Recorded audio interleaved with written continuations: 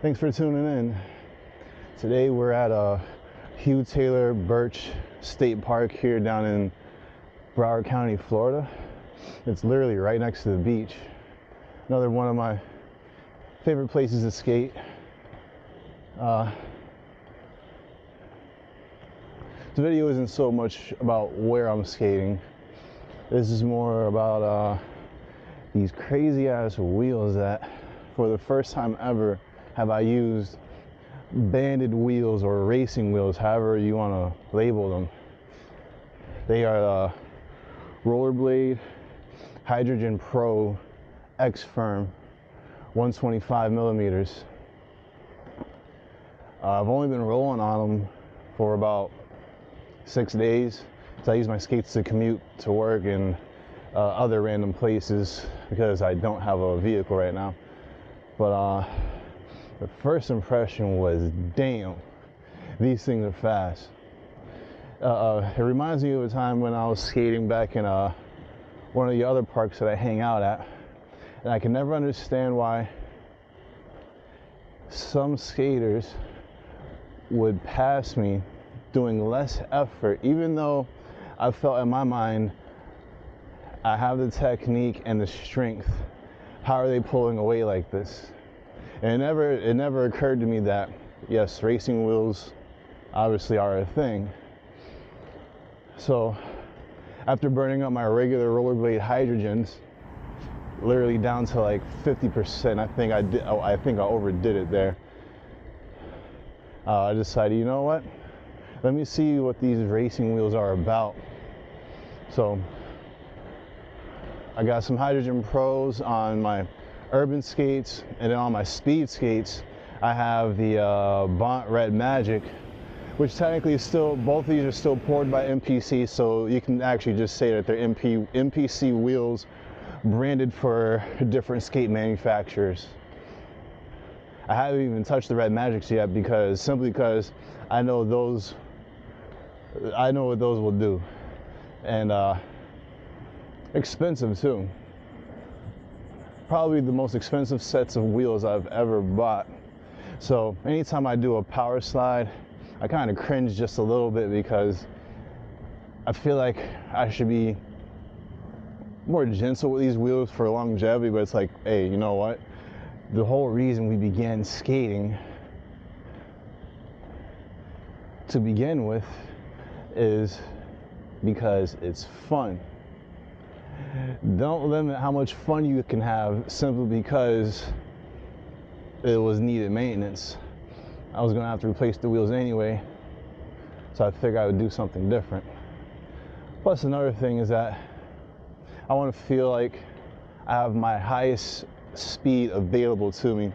These wheels make you feel like that.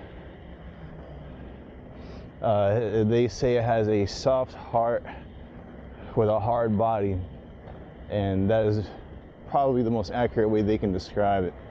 Because when you're standing on the skates, the contact points or your footprint on the ground is larger than what I would call solid state wheels or just regular skating wheels.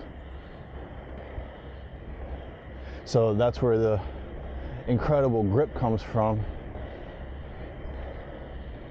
They managed to get grip and roll out of this MTEG technology. It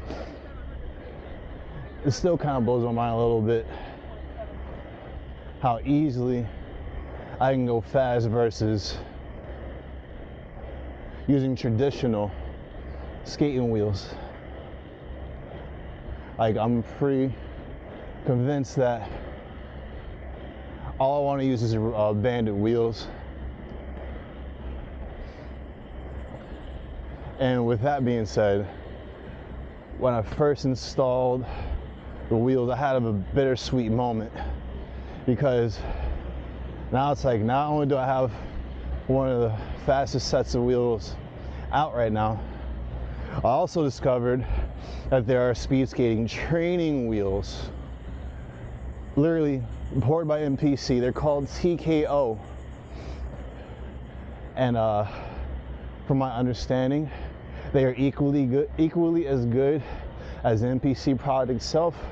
The only thing I may have that I have read complaint-wise is that they were a little faster, but I mean, dual durometer wheels for I think what $70–80 for a set of 6 for 125s. That's nearly a third of what I paid for these wheels here. So I think that says a lot in itself. That'll probably be my urban speed skating wheels that I have. That I will have no problem trashing. I'll get over it. At some point, I'll just by the time I rotate the wheels the first time, I'll be going all in. Just it's the speed that gets me. Another reason is that I don't want to give cyclists a hard time. And I was able to do it before, but not so much as with these wheels.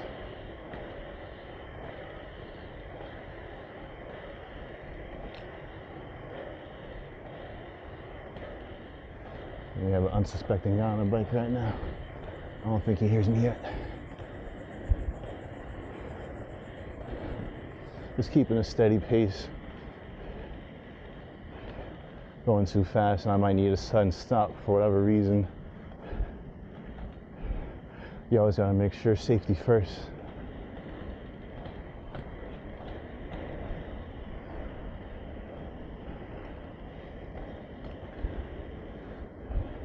But these wheels are insane.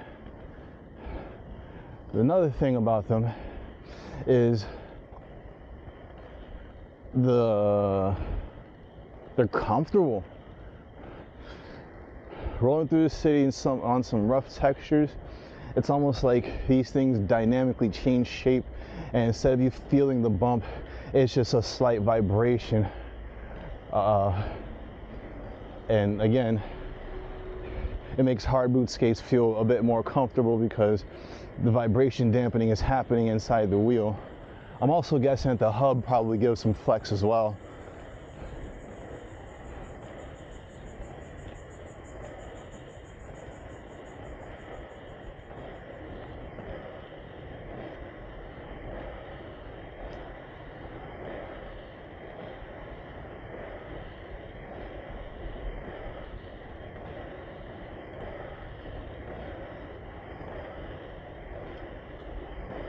Rollerbladers at the park.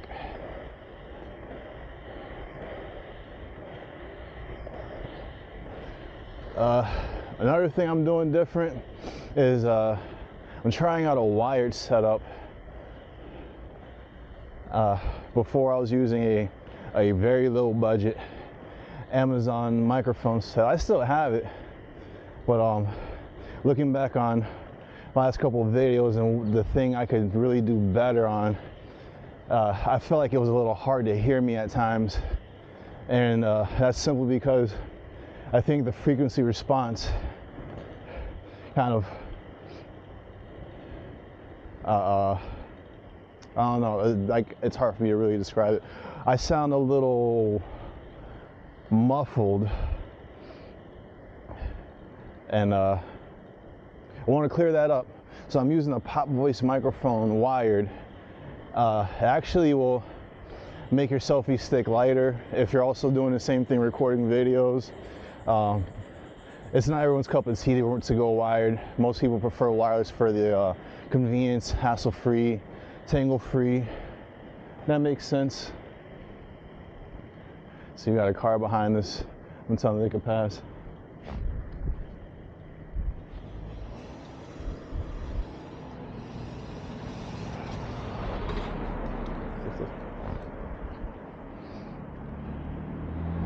Awareness, guys, awareness, awareness. Awareness is what keeps you alive. On skates and off skates.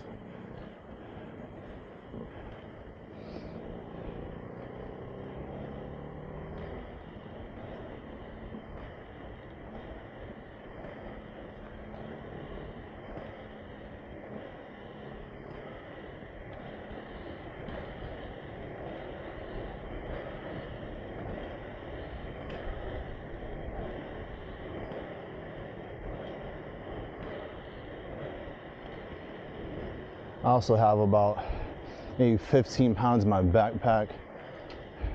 That kind of doesn't really throw me off too much because I know how my posture should be. You gotta make a little adjustment so you don't tilt backwards. I always do my best skating when I'm quote unquote free, nothing on my back, and I actually don't mind the selfie stick all that much. I've gotten very used to it. So, and again, running a wired mic shed off a couple of ounces at the end of the selfie stick there, so don't have to worry about my hand getting fatigued. Not that it's ever happened, but just I'm always a person that likes to think ahead. That kind of keeps me from being present in the moment. But I mean, it's how I'm wired, and if that needs to change, it'll change.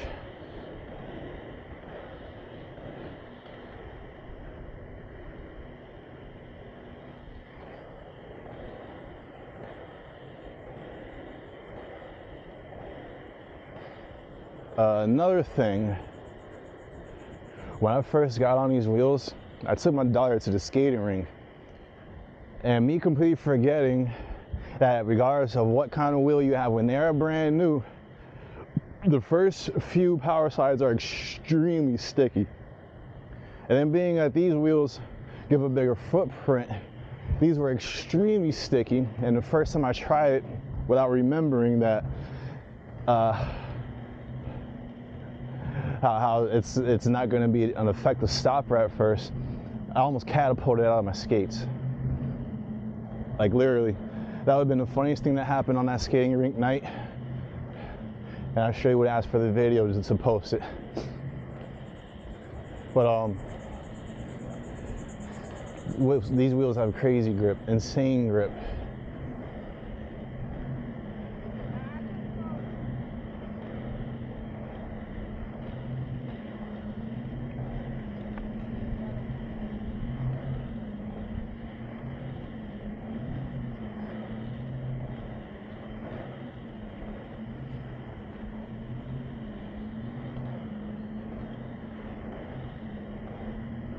So yeah, the break-in for the wheels for stopping, you gotta proceed with caution.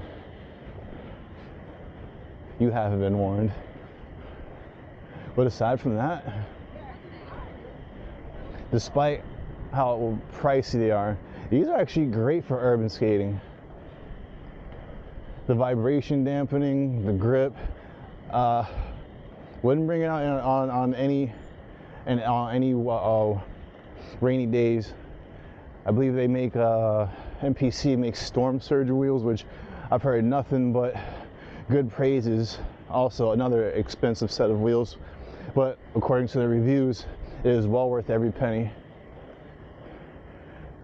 That makes me feel like I need 2 more skate setups: a rainy day skate or a wet weather skate, and a 4x110, because I've yet to be on 4x110.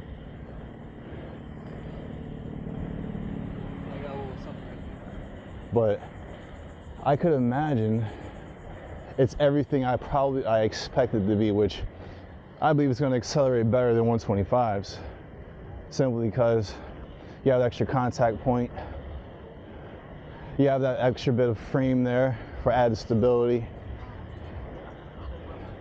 and that's why most of the reason why sprinters use 4x110 over 3x125.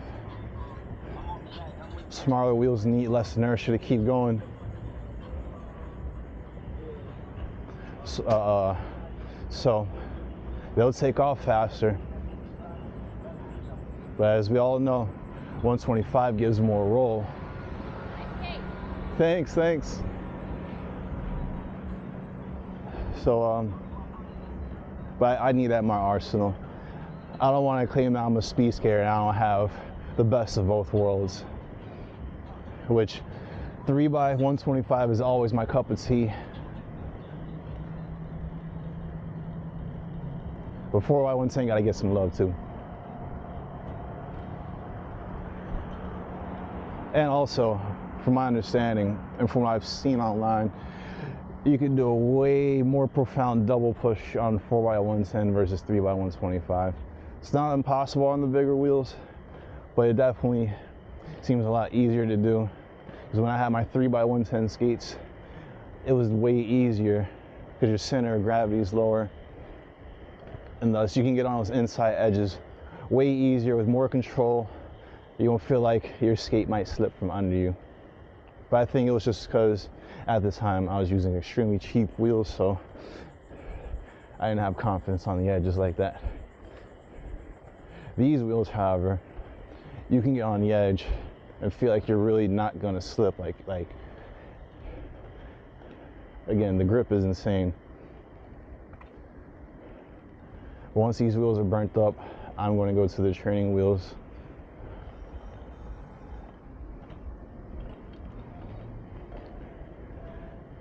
And that's why you gotta know how to control your speed. People look in the mirror and forget what's going on. This is why I so just keep throwing it out there that you have to watch your speed, because you never know what kind of foolishness a human is capable of. So when I'm rolling up behind the car, I'll go the same speed or slower, and I'll be prepared to stop at any given moment. Because some people don't seem to like skates trailing them, so they'll try to do a little brake check or try to act like they're going to turn into you. The problem with the people who attempt these fragile ego maneuvers here underestimate some skaters. A lot of people get shocked when they're trying to do their foolery in their car, and I suddenly stop, turn around, kind of just give them a funny look, like, yeah, keep going, bro. A lot of people don't seem to know what to do because they just think, oh, skaters only go in one direction. They don't know how to stop, turn around. Like, oh, that's such a generalization. And that right there, that kind of thinking equals failing. I went way off topic there. All right, well, this is just my experience on these wheels.